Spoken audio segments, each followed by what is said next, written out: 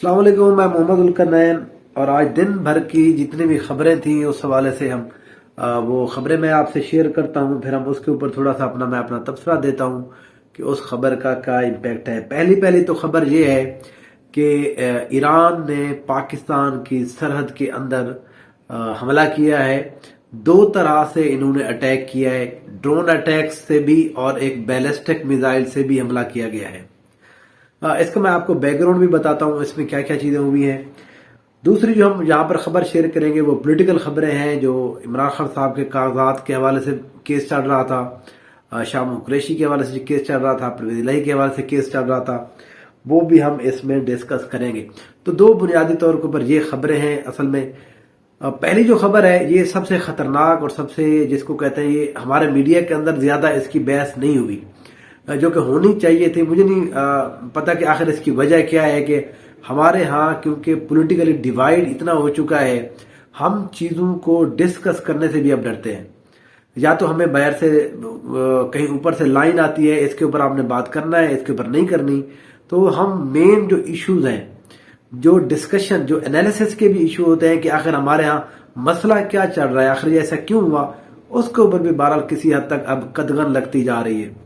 लेकिन social media के ऊपर हम इस तरह की बात कर सकते हैं, हमें इजाजत है, हम तो बात करेंगे। ये पाकिस्तान की सरहद के अंदर देखें, जो रियासत होती है, रियासत का सबसे बुनियादी और सबसे अहम होता है उसकी सॉवरेनिटी। कि सॉवरेनिटी मीन उसकी हदूद के अंदर कोई बंदा मदाखलत ना करे। अब ये जो फिजिकल अटैक किया गया है पाकिस्तानी हदूद के अंदर, ये उसी तरह का अटैक है जिस तरह से 26 फरवरी को या 25 फरवरी को 2019 को इंडिया ने हमारे बालाकोट के ऊपर अटैक किया था। बिल्कुल उससे भी ज्यादा खतरनाक अटैक है ये। लेकिन हमारे यहां हमने देखा है कि जो रिएक्शन है, जो रिटेलिएशन है, वो उससे भी कम और बिल्कुल ना होने के बराबर हुई है। खबर असल में यह है कि ईरान ने ड्रोन और अपने बैलिस्टिक मिसाइल से, जो उन्होंने खुद बताया है, उन्होंने ये कहा है कि हमने पाकिस्तान के जिला पंजगोर और तुर्बत के करीब यहां पर कुछ दहशतगर्दों के ठिकानों को हमला करा, उनके ऊपर अटैक किया है। और उनका ये ख्याल है, जो ईरान ने खबर ये दी है, उन्होंने ये कहा है कि जो उन्होंने मौक़िफ़ दिया है कि यहां पर इजराइली कुछ एजेंट्स मौजूद थे। ये जो खबर है, ये जो बात है, इसका बहुत बड़ा इंपैक्ट है। इसको हम आगे चल के एनालिसिस में आपको करता हूं। दूसरी, उन्होंने ये कहा कि यहां पर वो दहशतगर्द भी मौजूद हैं जो ईरान के अंदर आकर इंटरफेरेंस करते हैं और ईरान के अंदर दहशतगर्दी के अंदर मुलविस रहे हैं। अब हम इस चीज का थोड़ा सा देखते हैं, पाकिस्तान ने इसका रिएक्शन क्या दिया। पहली तो बात यह कि पाकिस्तान की तरफ से फौरी तौर के ऊपर कोई रिएक्शन नहीं आया। दफ्तर खारजा के जो तर्जमान है वो बलोच साहबा, वो जब आई तो उन्होंने ये कहा जी हम इन्होंने अटैक किया है, हम शदीद अल्फाज में मुजम्मत करते हैं। और फिर उसके बाद उन्होंने ये कहा जी हम दो बच्चे यहाँ पर उन्होंने उस अटैक में की जद में आए हैं और वो बेचारे जहाँ पर उनकी डेथ हुई है, दो बच्चों की। और उन्होंने कहा कि ये ईरान हमसे माफी मांगे। और दूसरी बात यह है कि पाकिस्तान ने इसके जवाब में उनका जो सफीर है, वो यहां पर जो इस्लामाबाद में जो उनका एम्बेसडर था, वो क्योंकि इस वक्त ईरान के अंदर गया हुआ था, कि ज़ाहिर है वो आते जाते रहते हैं, तो उसको कहा गया है कि आप नहीं वापस आएंगे। और पाकिस्तान ने अपना एम्बेसडर ईरान से, तेहरान से वापस बुला लिया है। ये तो है जी डिप्लोमेटिक आपके जिसको कहते हैं कि आपने स्टेप्स उठाए हैं। लेकिन आपके ऊपर जो अटैक हुआ है वो फिजिकल अटैक हुआ है, आपके ऊपर डिप्लोमेटिक अटैक नहीं हुआ। ऐसा नहीं हुआ कि उन्होंने आपके एम्बेसडर को निकाल दिया, आपने उनको निकाल दिया। ये बात दो तरह से देखने की है। मैं इंटरनेशनल पॉलिटिक्स का स्टूडेंट हूं, मैं इंटरनेशनल पॉलिटिक्स को जानता हूं। देखें, इस बात के ऊपर पाकिस्तानी रियासत ने, मैं ये समझता हूं, कुछ लोग कह रहे हैं कि तहम्मुल का मुजाहरा किया। मैं ये समझता हूं कि यहां पर कमजोरी दिखाई गई है, दानिस्तान या गैर दानिस्तान, बहरहाल यहां पर एक कमजोरी है। जब आपने फरवरी के अंदर इंडिया ने जब हमारे ऊपर अटैक किया था, تو اس کے جواب میں پاکستان کی ریاست پاکستان کا جو سٹانس تھا وہ بہت شاندار تھا۔ ہونا تو یہ چاہیے تھا وہاں پر بھی احتجاج کرتے، اپنا میسنجر اور وہ ان سے باتیں چیتیں کرتے اور دنیا کو کہہ دیتے جی ہم اس کی مذمت کرتے، ایسا نہیں ہونا چاہیے، معافی مانگ لے۔ نہیں، پاکستان کی ریاست نے، میں کسی پولیٹیکل جماعت کی بات نہیں کر رہا، ریاست پاکستان نے یہ فیصلہ کیا کہ نہیں، اس کا ہم جواب دیں گے، اور جواب دیا گیا، اور پوری دنیا نے دیکھا جب جواب دیا گیا۔ لیکن یہاں پر ریاست پاکستان نے کوئی جس کو کہتے ہیں سٹانس اپنا نہیں دکھایا۔ ایک دفتر خارجہ کے ذریعے جو آفیشیل، میں یہ سمجھتا ہوں کہ سب سے اچھی بات ہے کہ آفیشیل اسی طرح سے ہونا چاہیے تھا، کیونکہ دفتر خارجہ ہی دے سکتا ہے، مگر اس کا جواب ملیٹریلی بھی ہمیں دینا چاہیے تھا، کیونکہ ہمارے ملک کے اندر ایک حملہ ہوا ہے۔ اب ایران یہ کہہ رہا ہے کہ یہاں پر پاکستان کے اندر اسرائیلی بیٹھے ہوئے تھے۔ یہ ہمارے اوپر اتنا بڑا دھبا ہے، ہمارے اوپر اتنی بڑی بات ہے، اس کا جواب ہم صرف یہ نہیں کہہ سکتے کہ ہم کہیں جی ہم اس کی مذمت کرتے ہیں۔ اس بات کے لیے ایران کی مرمت بھی ہونی چاہیے۔ As a Pakistani, as a state سے محبت کرتے ہوئے ہم یہ سمجھتے ہیں کہ پاکستان کے اندر چاہے انڈیا ہو، چاہے افغانستان ہو، چاہے روس ہو، چاہے چین ہو، چاہے امریکہ ہو، کوئی بھی ملک ہو، تو پاکستان کی سرحدوں کے اندر کسی کو بھی اس طرح کی حرکت کی اجازت بالکل نہیں ہونی چاہیے۔ پاکستان کو یہاں پر ایک سخت سٹانس لینا پڑے گا۔ جس طرح سے پاکستان نے ابھی تک اپنا سٹانس شو کیا ہے، یہ تو بالکل اسی طرح سے ہے جیسے سلالہ کے اندر 2011 میں امریکہ نے ہمارے 24 فوجیوں کو شہید کیا۔ اس وقت کے بعد کیونکہ وہ ہم سے طاقتور تھے، ہم نے ان کے ساتھ احتجاج یہ کیا تھا کہ آپ معافی مانگ لیں، اور آج ہماری حالت یہ ہوگی ہے، ہم سے کمزور ملک جو ہم سے ڈرنے چاہیے تھے اکنامیکلی بھی اور بہت سارے حوالے سے، ان کا کیا ہے، اب ہم ان سے یہ مطالبہ کریں کہ وہ صرف ہم سے معافی مانگ لیں۔ تو دیکھیں ہماری، جس کو کہتے ہیں نا کہ ہماری پستی، دیکھیں کہ ہم ایز اے اسٹیٹ کتنے کمزور ہوتے جا رہے ہیں۔ اس کے اندر پالیٹکس بالکل انوالو نہیں ہے۔ دیکھیں جو ریاستیں ہوتی ہیں جب وہ اپنا جواب دیتی ہیں، جب وہ اپنی پالیسی بناتی ہیں، اس سے یہ فرق ہی نہیں پڑتا کہ یہاں پر کاکڑ صاحب بیٹھے ہیں، نواز شریف صاحب بیٹھے ہیں، زرداری صاحب بیٹھے ہیں، عمران خان صاحب بیٹھے ہیں، کوئی بھی بندہ بیٹھا ہے۔ ریاست اس چیز کی محتاج ہوتی ہی نہیں ہے۔ لیکن انفارچونیٹلی اب ہمیں یہ لگ رہا ہے کہ یہاں پر انڈیویجولز میٹر کر رہے ہیں۔ کاکڑ صاحب، میں اب اس بات کے بتاؤں آخر یہ اٹیک ہوا کیوں ہے۔ وہ یہ کہتے ہیں کہ یہاں پر ہم نے جیش العدل کو، ایک ٹیررسٹ آرگنائزیشن ہے جو کہ انہوں نے اس کے اوپر بین کیا ہوا ایران نے، وہ یہ کہتے ہیں ہم نے ان کے ٹھکانوں کو بھی یہاں پر وہ تباہ کیا ہے۔ اس اٹیک سے بالکل کچھ دیر پہلے ڈیووس کے اندر، ہمارے سوئٹزرلینڈ کے اندر، ہمارے وزیر اعظم صاحب کی ایرانی وزیر خارجہ سے ملاقات ہوتی ہے۔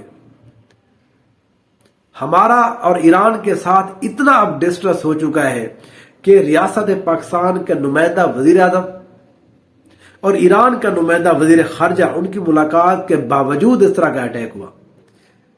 یہ آپ دیکھ سکتے ہیں کہ یہاں ہماری دو ریاستوں کے درمیان کتنا مسٹرسٹ چل رہا ہے۔ یا تو یہ ہو سکتا تھا کہ ہمیں، اگر کوئی بندہ یہ سمجھ رہا ہے کہ شاید وزیر اعظم کو خبر نہیں تھی یا ان کے وزیر خارجہ کو خبر نہیں تھی کہ ہم اٹیک کرنے والے ہیں، ایسا نہیں ہوتا۔ ریاستیں ایسے نہیں بیہیو کرتی۔ یہ وہاں پر معاملہ ڈسکس ہوا۔ اب پاکستان نے اس کے اوپر چپ کیا، یا پاکستان نے ان کو کہا کہ آپ کر کے دیکھیں، ہم آپ کو بتا دیں گے۔ یہ کوئی بھی بات ہو، کیونکہ وزیر اعظم صاحب ہی یہ بتا سکتے ہیں، یا یہاں پر کچھ آفیشل بتا سکتے ہیں کہ وہاں پر بات چیت کے باوجود پھر کیوں اٹیک ہوا۔ یہاں پر ہم نے دیکھا ہے کیوبن میزائل کرائسس 1962 کے اندر، جب دو ریاستوں کے بڑے آپس میں ملتے ہیں، امریکہ کی طرف سے جان ایف کینیڈی اور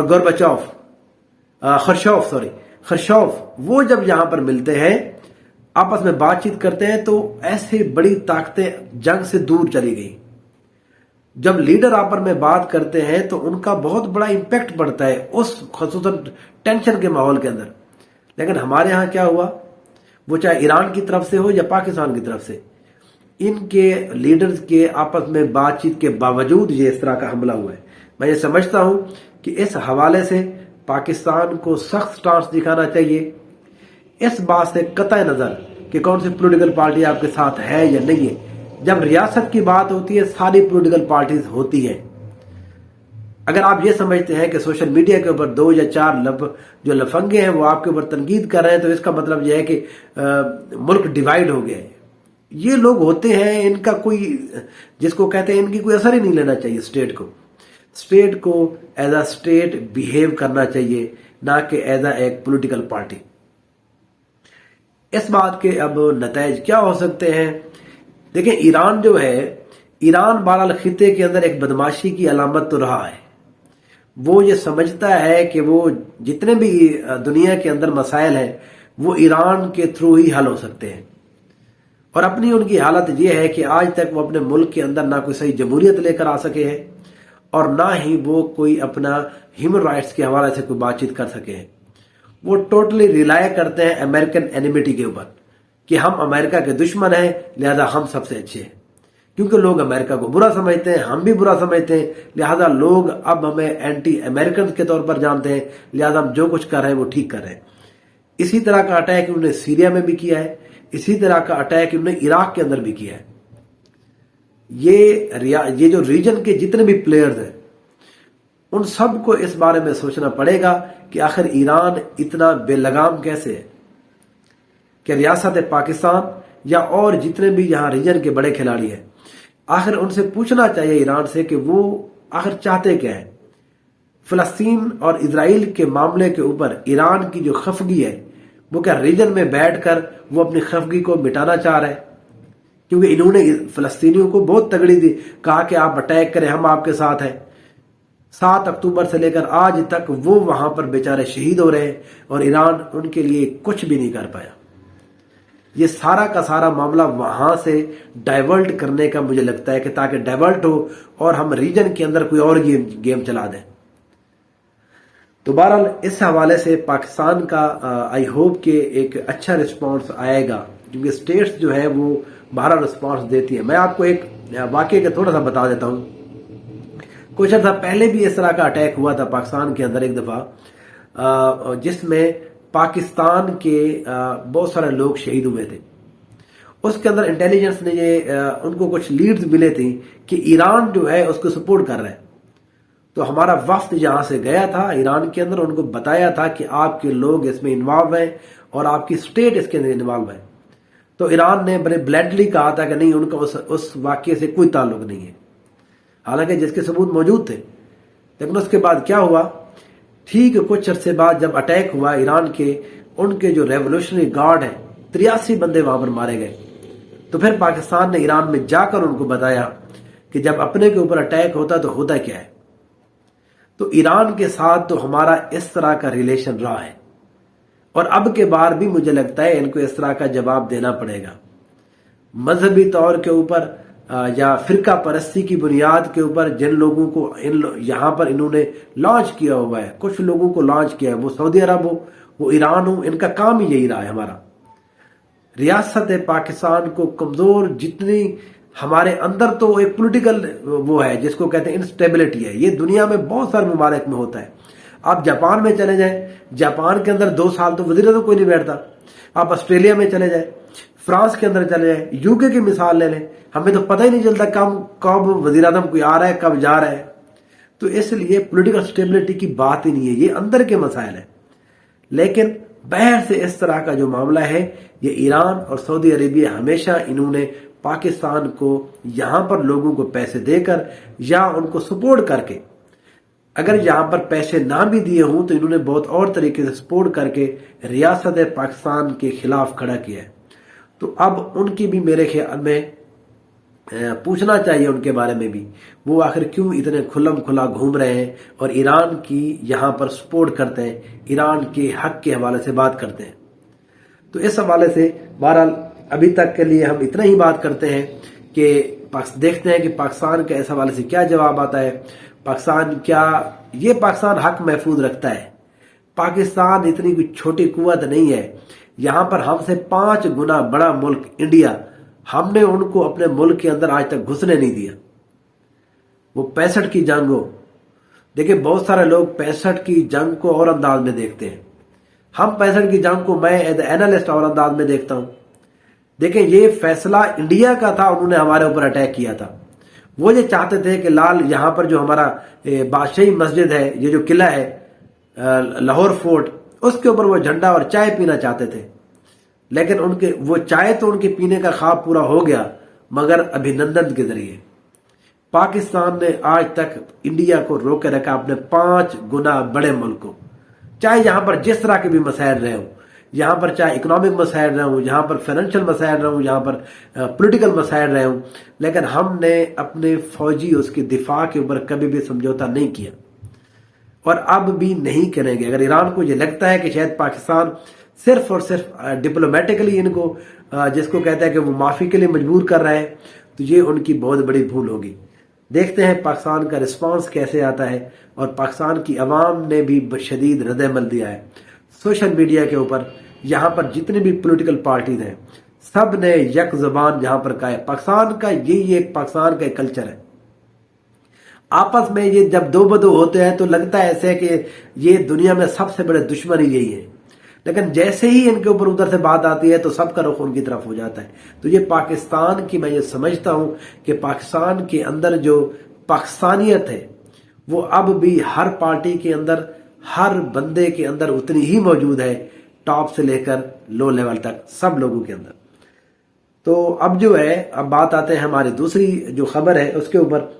इमरान खान साहब, शाह महमूद कुरैशी और परवेज इलाही साहब के जो कागजात हैं, वो उनका केस चल रहा था लाहौर हाई कोर्ट के अंदर, और लाहौर हाई कोर्ट ने ये फैसला किया है कि ये तीनों लोग जो है इलेक्शन नहीं लड़ सकेंगे। तो इसलिए अब इमरान खान साहब बाकायदा तौर के ऊपर इस इलेक्शन से आउट हो चुके हैं।